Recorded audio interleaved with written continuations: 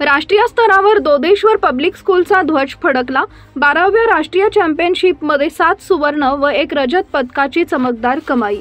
मध्य प्रदेशातील ग्वालियर येथील IPS कॉलेजमध्ये इंडियन गेम्स आणि स्पोर्ट्स फेडरेशन ऑफ इंडिया यांच्या वतीनं आयोजित 12व्या राष्ट्रीय चॅम्पियनशिपमध्ये मध्य प्रदेशच्या दोदेश्वर पब्लिक स्कूल संचलित स्वर्गीय Dagaji Ajaba Patil sports and arts commerce अकॅडमीच्या विद्यार्थ्यांनी आपल्या उत्कृष्ट कामगिरीनं सर्वांचं लक्ष वेधून घेतलं।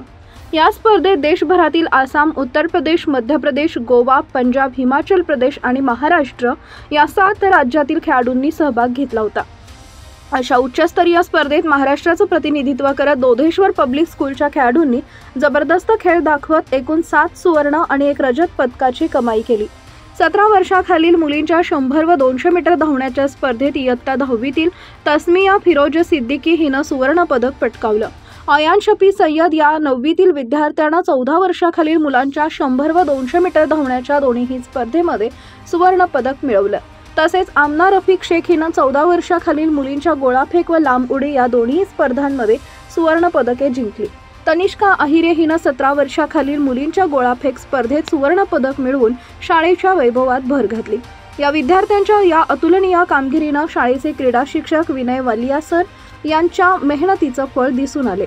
संस्थेचे अध्यक्ष प्रल्हाद पाटील, उपाध्यक्ष शांताराम गुंजाळ, सचिव मनोहरम्मा सुलू, मुख्याध्यापिका श्रुती शेट्टी तसेच सर्व संचालक मंडळ, शिक्षक वृंद आणि शिक्षकेतर कर्मचारी यांनी या खेळाडूंचा सत्कार करत त्यांच्या पुढील वाटचालीसाठी शुभेच्छा दिल्या। प्रतिनिधी तुषार रोंदळ, तरसाळ।